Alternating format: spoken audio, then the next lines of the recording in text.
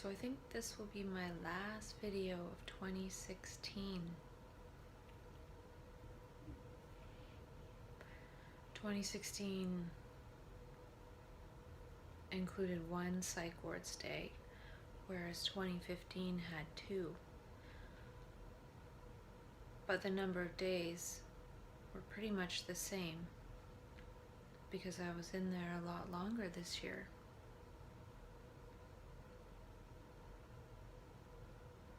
Because I was made worse by the medication.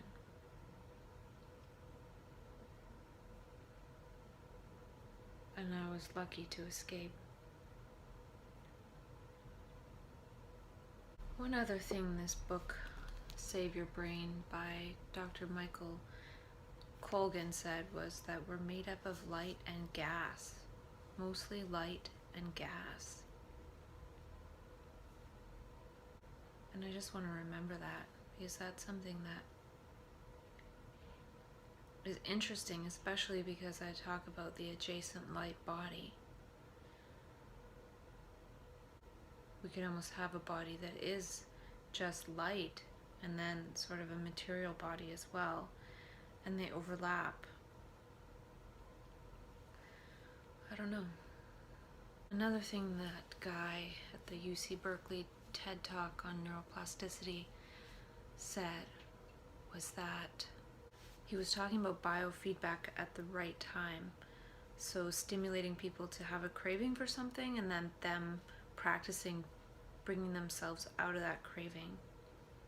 And I just thought of that could be useful for me to think about in terms of if I do get into a state where I'm kind of scared, to almost bring myself back and think of it as biofeedback. Think of it as consciously bringing myself back, because my consciousness wandered somewhere else while I can still consciously bring myself back.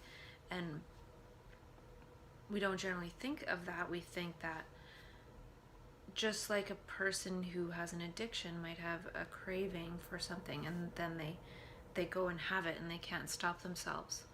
Well, he was doing some research where they were doing biofeedback to get the person to practice not going for the craving, actually bringing themselves back. And I feel like there could be some application for that in my own practice of if my consciousness goes off somewhere, like it almost like my consciousness is addicted to wandering off into terror or addicted to wandering off somewhere else, I can think of it as I can bring myself back instead of thinking that I'm completely a victim to that. There is some element in me that can bring it back. And I don't know if that's true, but I just thought of that when he said that, because I like to relate things to my own experience, no matter what it is. He talked about something called sensory substitution. And I actually think that that's something that's going on in bipolar, is that there's certain areas of the brain that are sort of atrophying and being substituted for something else that we can't yet really recognize what that is, what that function is. And there's no real place for that in society. And I think that that's partly what's happening, is certain areas are shutting down and other areas are amping up. Since we're so attached to those areas that shut down and diminish, we think that it's some kind of problem, when I actually see it as a solution. And he also said, use what does work to get the results you want. So if there's certain parts of my brain that aren't working as well, I can use the parts that are working well, and some of them might even be working better. And the Dave Asprey TED Talk, he talked about how he's a human performance consultant, and I was like thinking to myself, I want to be a bipolar performance consultant.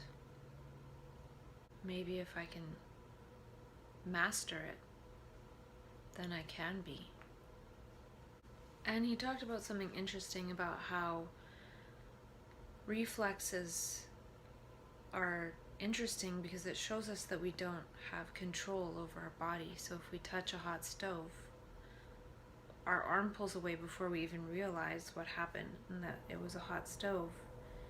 And I might have talked about this before, how bipolar is almost like a reflex. It's so sensitive and it's sensing other things, and it reflexively pulls away from certain things or attacks certain things or gets mad at certain things. It's more of an automatic. There's not so much prefrontal cortex planning and scheming going on. It's very much more an emotional state. And it's sort of like a reflex because we're not really in control. But how much are we really in control of anything?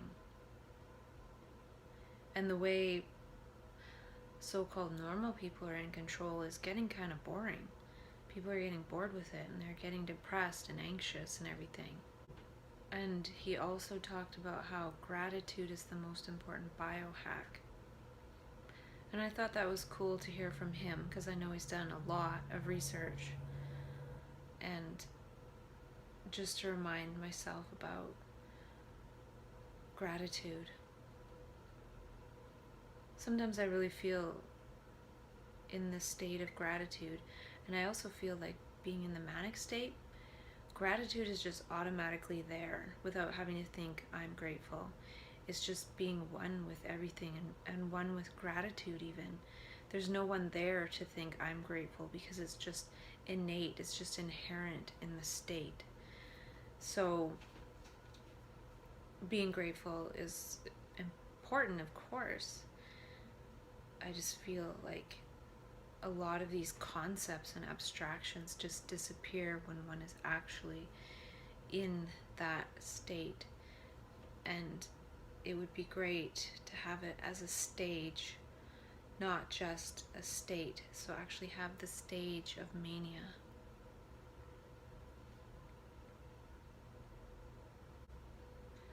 And that's just joy beyond reason.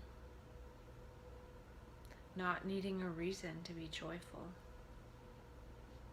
We're all looking for reasons, but imagine we were just joyful without needing reasons. And mania, part of that reflex in bipolar is hyper-intuition. And part of intuition is the hypofrontality, the deactivation of the prefrontal cortex. And I wonder what we would create out of joy for no reason versus all this planning and preconception that happens right now. I feel like I could develop my own exercises for myself to actually see if I can get some of these other circuits in my brain to come online, the ones that we're trying to fire up. And another thing about mania is there's no fear, and that's why we test reality. And the voice in our head, a lot of times, it's implicitly fearful. And fear is a waste of energy. So there's definitely a fearlessness in the state, or a love more-ness. And I don't think we learn how reality actually works because of our fear. So we allow our fear to keep us in this sphere of comfort. And so when we lose that fear in mania, we start to test the limits of reality because we don't have any fear. And we do learn a lot, and there are certain limits of reality that are definitely there still. Like in Sean Blackwell's videos, he talked about how somebody tried to walk through a wall, and they didn't. But because of the fearlessness, we test reality in that way. And even though we can't walk through walls, there could be certain things that we learn that we can do. And those are the things that I feel we need to reharvest and reconsider.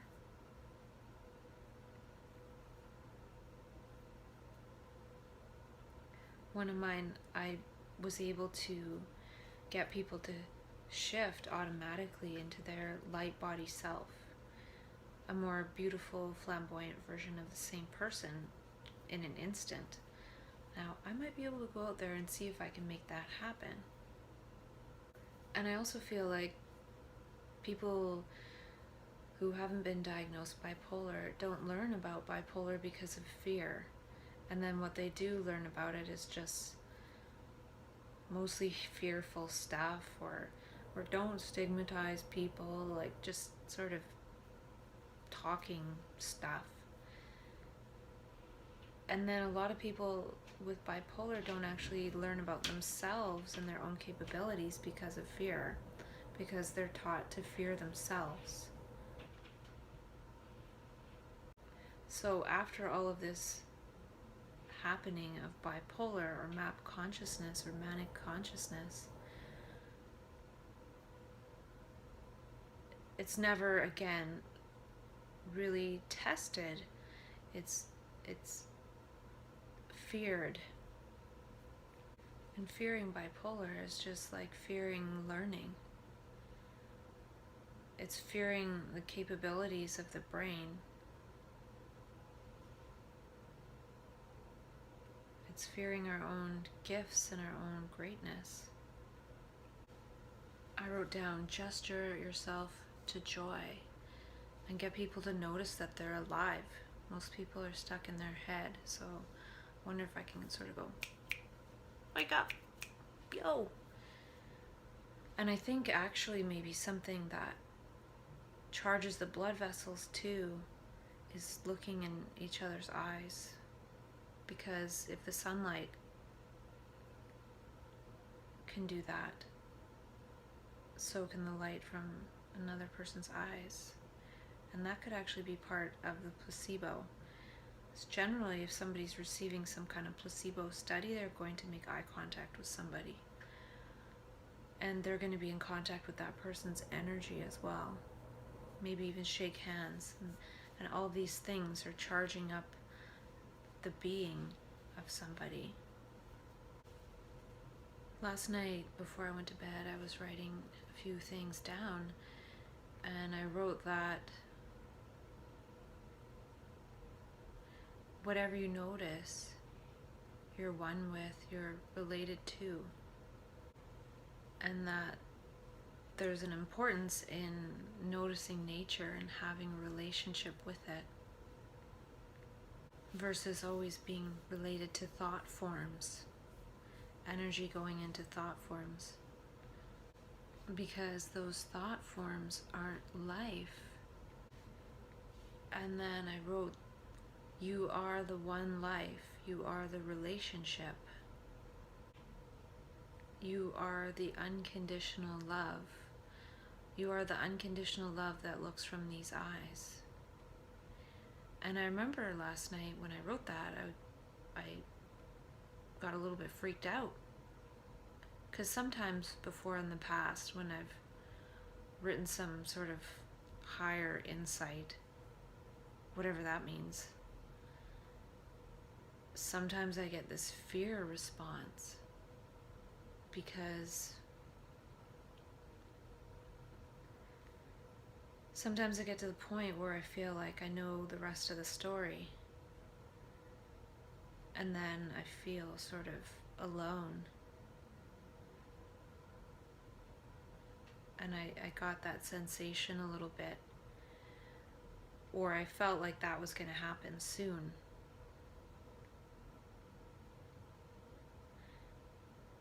Because it's one thing to sort of talk about the brain and context and make up words and things.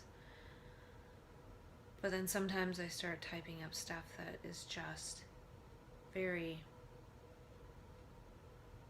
blatant. Like, you are the unconditional love looking from these eyes or something. It's like, okay. Because the thing of it is that one life energy that is all of life, there's no separate life. That's unconditional love, because it allows everything to exist and it loves it unconditionally no matter what. We might judge things as humans, but there's unconditional love underneath all of it. And it also resonated in terms of how I was talking about people in distress needing to be received with unconditional love. And me thinking, well, if I'm in distress, I need to be received with unconditional love.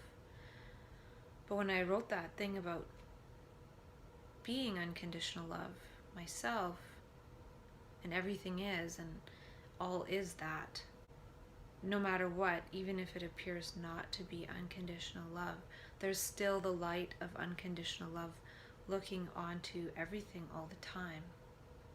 And even behind each human being's eyes, even if they are judging, there is unconditional love of their judging eyes and of that which they think that they're judging.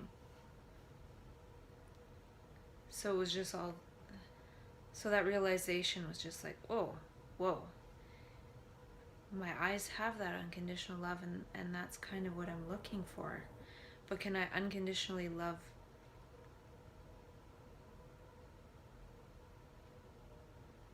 all of my distress that I've had so far and sort of look back and heal it without needing somebody else to do that? And I'm not sure if that's true, because I've had experiences in my life that have been bad, but at the same time I feel that they've helped me to be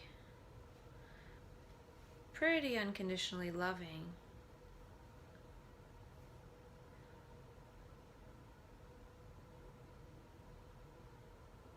Not 100%, but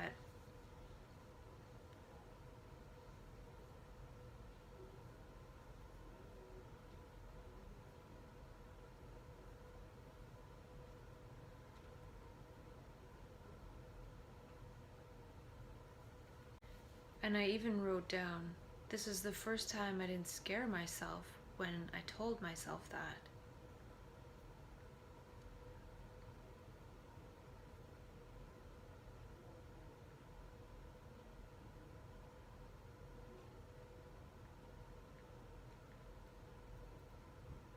Because it's a pretty high level of consciousness to feel unconditional love. And at times in the past, I feel like I've gotten to a higher level of consciousness, and then that's when I actually go back down to the bottom. And I think that's what might be a little bit of the scary part, is that when I have this sense of being in this level, like getting back up to a higher level, it's kind of part of the whole bipolar process to go down to the bottom again. So being at a good level of consciousness doesn't necessarily feel safe.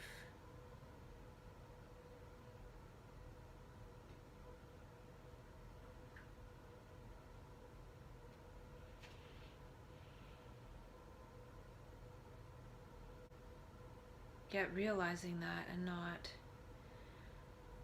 freaking out. Because when I wrote that, I felt this silence. I felt it so deeply, and it felt like, okay, well, now it's time to go to bed.